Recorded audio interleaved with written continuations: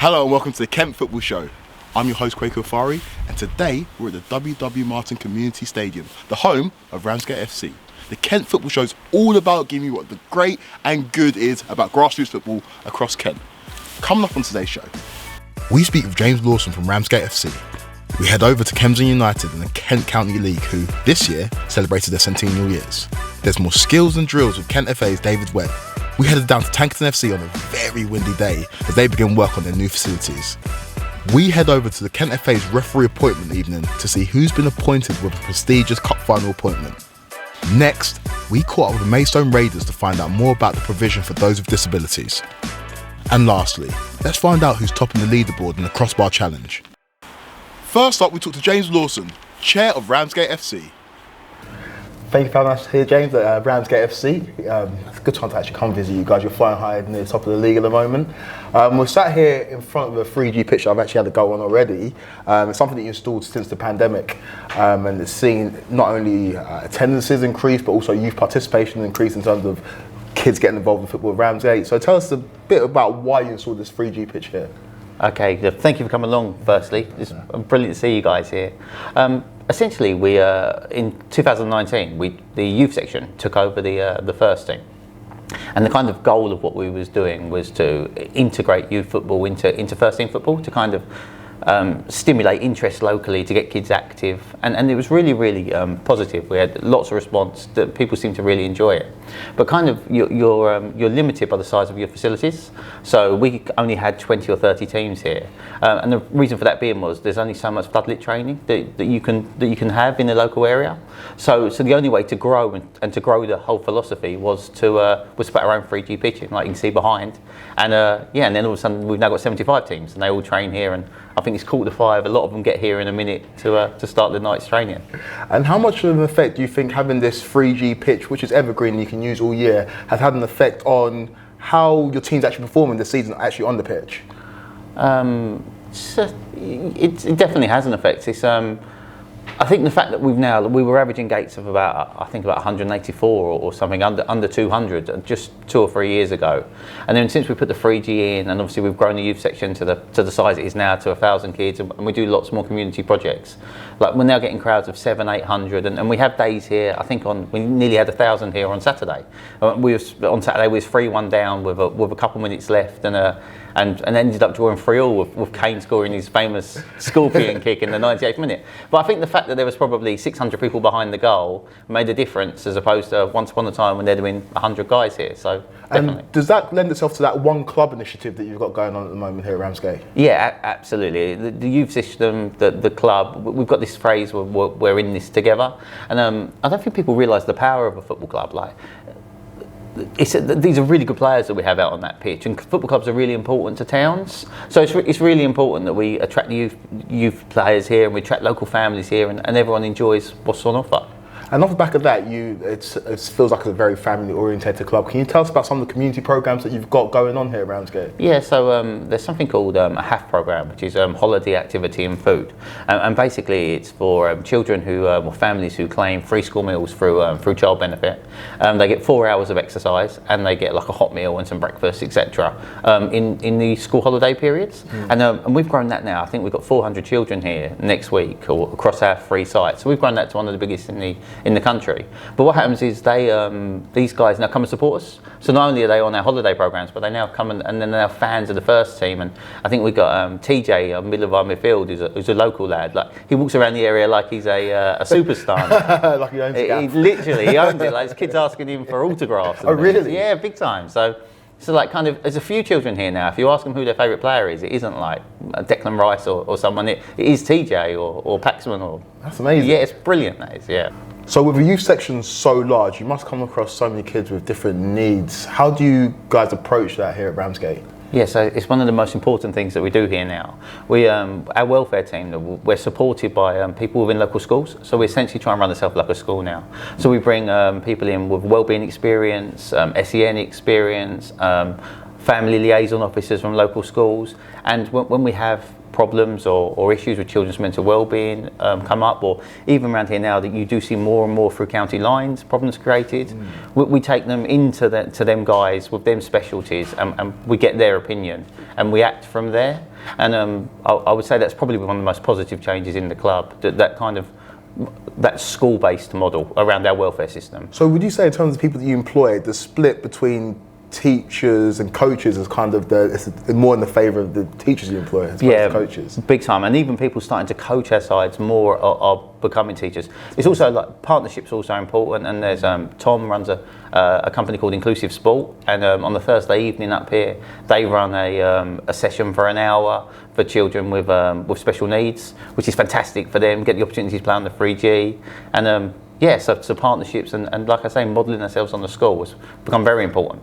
We need to talk about the first team. Obviously, you're flying high near the top of the table. Promotion is clearly the aim. Yep. Tell us about your journey this season and the pathway to a possible promotion push. The journey this season is there's been some amazing moments this season, whether we do manage to go up or whether we don't. We've got a Lee Hook, who's, I won't say his age, but he's not a youngster anymore, Lee. He's our goalkeeping coach, and he's manager of one of our under-10 teams. Yeah. And I think he saved the 97th minute penalty where Josh, our normal goalkeeper's wife, gave birth. Yeah. He dropped out that morning. Lee had to go and play. We had, obviously, like I've already mentioned, Kane scoring the scorpion kick late on Saturday. So we've had some fantastic moments this year, and however it ends up, it'll end up. But it's been a great season. And speaking about that Kane Rowland scorpion kick that went around the world, it's one of the most viral clips, especially at the time it came out. Speak about what kind of exposure that does for the club in terms of getting new eyeballs on what you guys are doing here. Yeah, we've been talking about that this week. To get 500,000 views of a video, how does that really? How can the club really benefit from that? And I think it's a shame we haven't got a game at home on Saturday, actually, because a lot of people locally have seen that video, and I think we try and encourage people, look, come up to watch Ramsgate play on Saturday. It's an amazing family day out. Relative to other things, it's very cheap. Non-league is a fun day out, a very cheap day out for families, and I think if it was this Saturday we could have really capitalised on that. But we played Beckenham a week on Saturday, who are fourth in the league, score loads of goals themselves, so hopefully the popularity from that will mean that people come and watch us. And continuing on the theme of matters on the pitch, you've got a semi-final up against Margate, big rivals. Yeah. How do you see that one going? It'd be a really interesting one. I think it's a Tuesday in a few weeks' time. Locally, I was just saying a moment ago, I think there's about 25,000 kids living in Thanet. We've got 1,000 youth players. Margate got a lot, probably 500 or 600 as well. So there's huge amount of interest with local youngsters as well. So it'll be a great day. And finally, what are you most excited about in terms of the future of Ramsgate? Obviously, things are going really well for you guys on the pitch and off the pitch at the moment. But is there anything that is on the horizon that you're very excited about? I think if you look at the really successful clubs, non-league clubs in Kent, the Ebbsfleets, the Bromleys, Dartfords, they all kind of have a large stand with the changing room and the bar and everything integrated into it, and they have other income centres in there, including like education centres, so they can really kind of mix education and mix sport together. So there's the big car park area that you can't quite see in camera over the back there. That is one day that'd be lovely to see a stand there. Yeah, and in terms of like the developments of the team, say promotion isn't a thing this season, it's something that you push for next season. What are like the long-term ambitions for the club? So it's, the long-term aim is always being self-sustaining. Yeah. So in non-league football, you see a lot of boom and bust. You see teams really go exceptionally well, then perhaps the money dries up and they then drop back down through the leagues. I believe that we can be self-sustaining in the Conference South. Like there's some amazing models there. You've got Concord up there who've done unbelievably well. Cheshunt are there that have done incredibly well. So I think long-term sustainability in the Conference South is the goal, but the key to that is to kind of develop different income centres and grow the fan base and keep everyone interested. So we have to play good football, keep people coming in. You are playing good football this season. Long may it continue. James, thank you so much for having us today.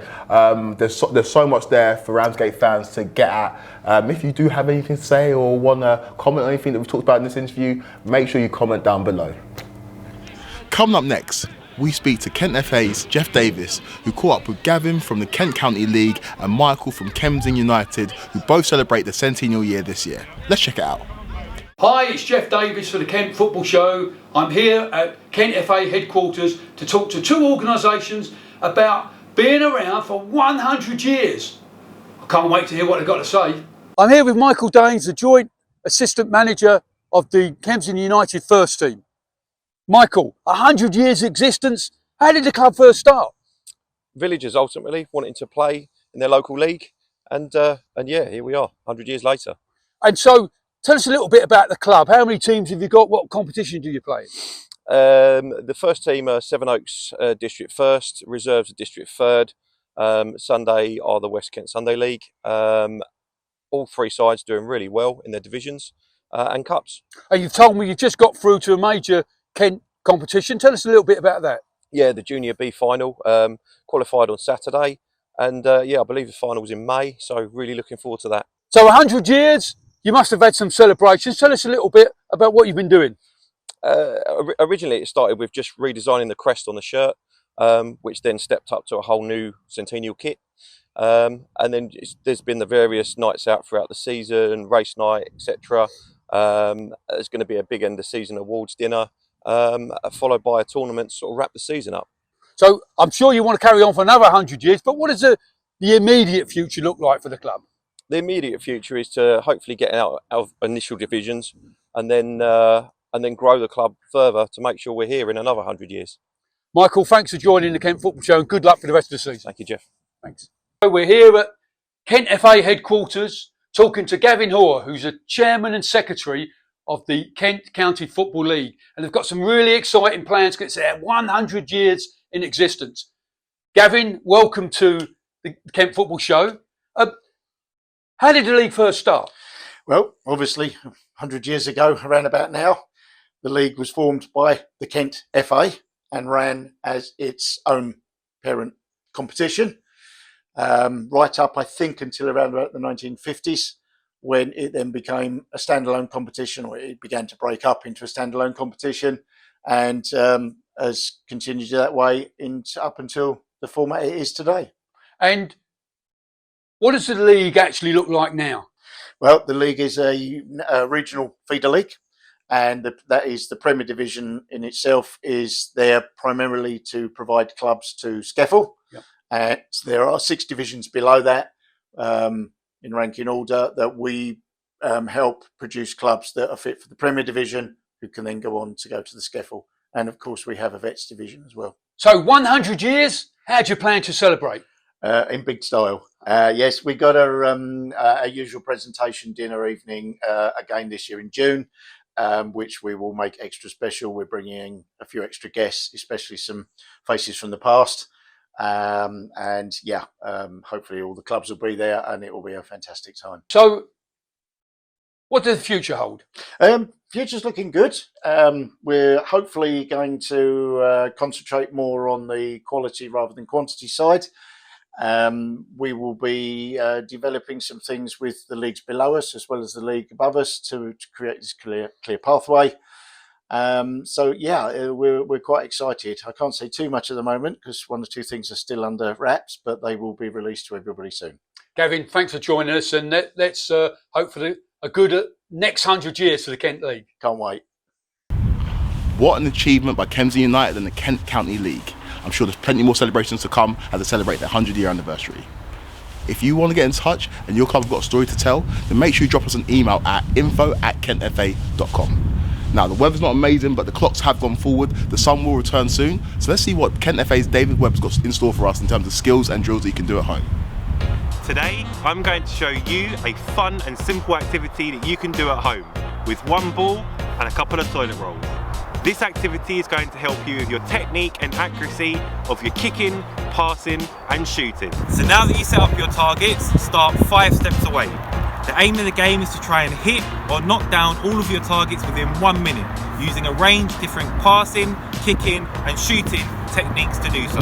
The key thing is to explore using different parts of your feet to make contact with the ball, to try and get enough power and speed behind the ball to hit your targets.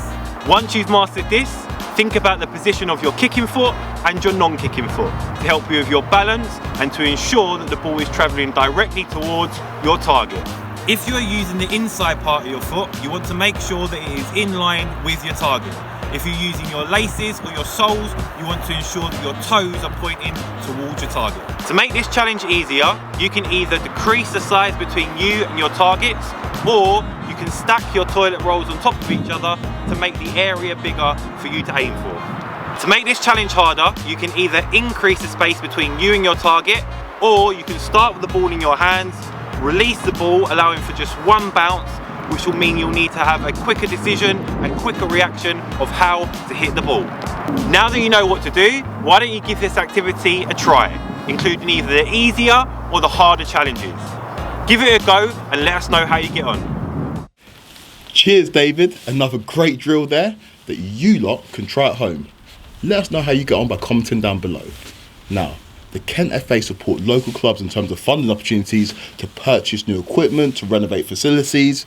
So Kent FA's Aidan Ainsley caught up with Tankton FC to find out about their funding success. I'm here in East Kent with Tim Elgar, Chair of Trustees at Tankton Football Club, who's going to tell us a little bit about a project that they finally delivered, which is going to give community facilities for all. So Tim, what can you tell us about the club? The club's been going since 1996. We've got over 20 teams within the club. They play across various leagues within Kent. We've got Kent County League team with our adult team. We've got East Kent Youth League teams. We've got Faversham and District Football League teams. And we've got Kent Girls and Ladies football teams. We've also got a large girl and ladies section, some social football there as well. And we've got a large pan disability section, which we're very proud to have started 18 months or so ago. Wow, so a lot of teams to cater for. So what facilities are you using at the moment? We're using local holiday park. Very grateful for them for what they've done over the years. We've been up there since probably 1996. Trouble is that we haven't got security of tenure up there, so everything we do up there is really on a sort of a temporary basis, and we're not sure how long we might have up there in the future, because obviously being a business, they want to expand, make the most use of their land. So it's difficult. Yeah, of course. And so what led you to this site? It's a project that we undertook with Canterbury City Council about 2011, 2012 with their district plan. They'd identified that there was a lack of junior pitches in the area. So we, one of the only clubs actually stuck with them and looked at 6 or 7 different sites across the area to see what might be suitable. This came out on top because of access, bus routes, cycle routes in between 2 large towns. And it was council owned at the time, so it just ticked all the boxes. Right, and obviously the investment from the Football Foundation, £667,000. So what's that going to deliver for the community in terms of pitches and? Well, it's absolutely phenomenal. You know, we're so grateful to everybody that we've secured that money. Great effort by the club and the committees. So yeah, very, very proud of the teams that have worked in that. But for the community and for local players and families, fantastic. I mean, it means the world. It means security for football for the future. We're working with Sport England, Active Life Canterbury, and around England as well, to have different multi-purpose games here as well. So it's going to be a lot. 7 pitches, yep. 1 full-size pitch, 4 or 5 pitches ranging from 5-a-side to 7 and 9-a-side. So catering for all the age groups. Fantastic, yeah. And I mean, obviously there's going to be children that are going to be really grateful for the work that you put in over quite an extended period of time, over a lot of years. So yeah, thank you very much for what you're doing in the community and developing this facility. So yeah, something that we can really be proud of and look forward to seeing in the next few months. Kweku, back to you. Incredible stuff there. We definitely look forward to seeing the developments of Tankton FC. And if your club want to find out about facility and equipment development and funding, then make sure you contact Aidan at development@kentfa.com. Now, the Kent FA hosts about 25 cup finals a year, which are sponsored by DFDS and the Merit Group, and around 1,200 teams entered this season.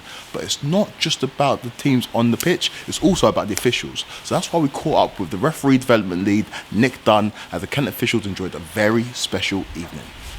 Hi, I'm Nick Dunn, referee development lead at the Kent FA, and we're here this evening to celebrate the appointment of 100 of our match officials to the 25 County Cup finals that are taking place over the next couple of months. Receiving one of these appointments is not only an honour, but certainly a prestigious appointment.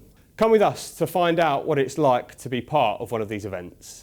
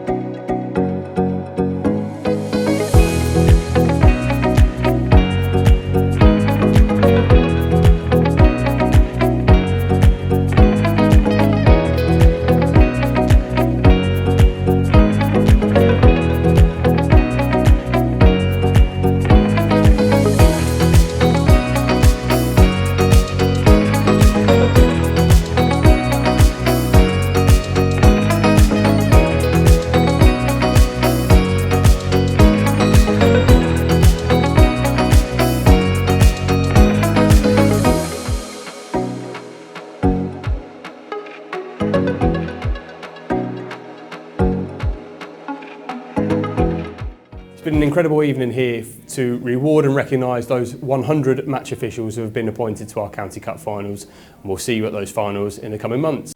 Wow, what an evening. Congratulations and good luck to all the referees with their County Cup final appointments.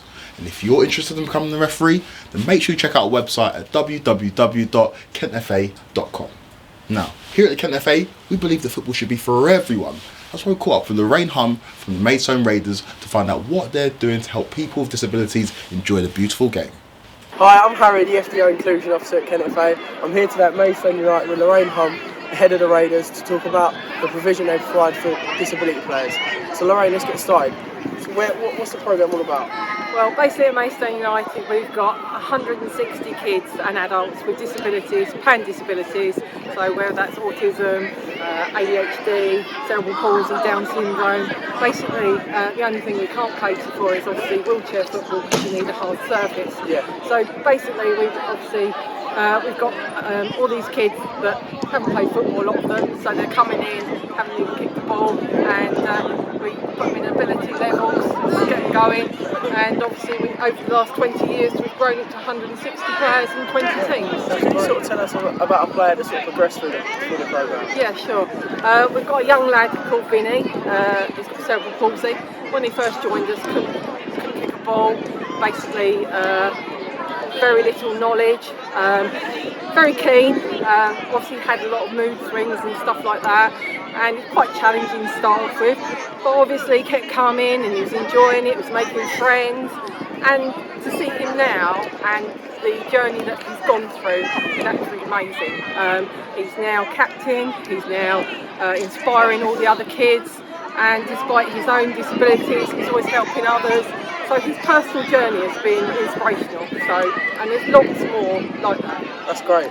So what sort of advice would you give to another club looking to sort of start disability provision? I think go and visit clubs that's got a disability section, ask them if you can do some shadowing for a few weeks, get to know it, see what challenges and questions, because sometimes you don't want to ask certain questions, and I think if you're there with people that have been through the journey, they can help you and obviously make it an easier journey for you to be able to set it up, and also to answer the questions, have a go at it and try it, and hopefully we'll have more teams out there for everyone to join in, more matches.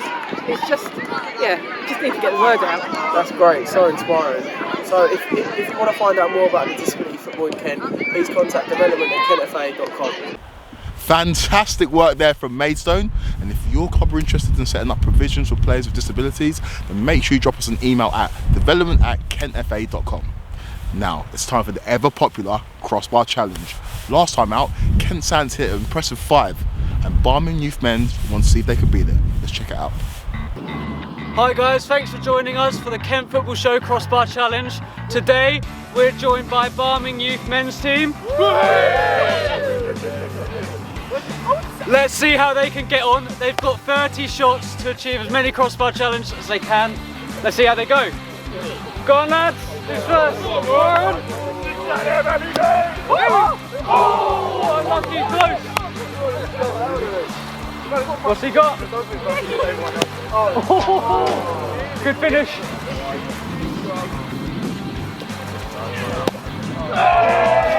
Take your time, you're not against the clock.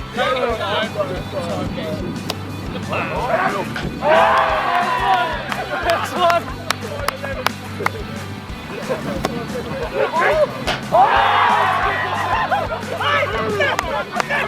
Danny, keep it up. How many have they taken? I heard it.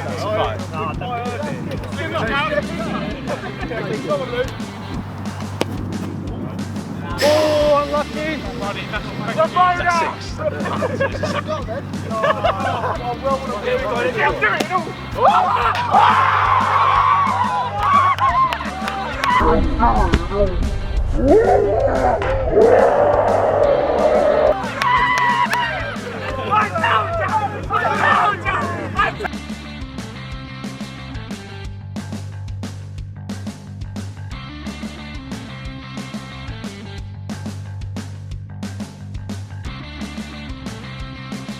Here comes the teacher.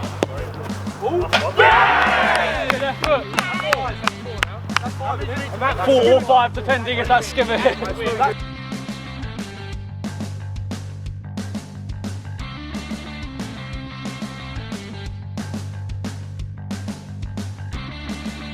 3 more.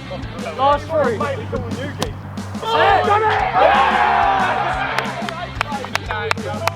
Come on, can you get 1 more?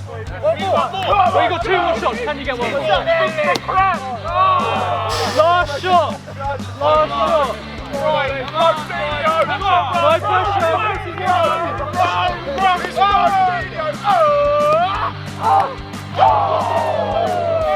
Great finish. Well, that was Barming Youth men's team. They got about 5. We're going to have to go to tape again. This has become a theme. 2 skimmers. 2 skimmers potentially. We're going to check over that. But a fantastic effort once again. It's too late now. So if you think you can do better, let us know. Get in contact. Cheers. Oh, 5 from Barming Youth Men. That puts them joint top with Kensington United, who also got 5. If you think your club can beat that, then make sure you drop us an email at info@kentfa.com for your chance to be featured in the Kent Football Show. That's almost it for this episode. But before we go, just want to let you know that the last episode of this season will be a women's and girls takeover. So make sure you keep your eyes peeled for that one. And thank you to everybody who's involved in this episode. Make sure you like, comment and subscribe for more. We'll see you soon.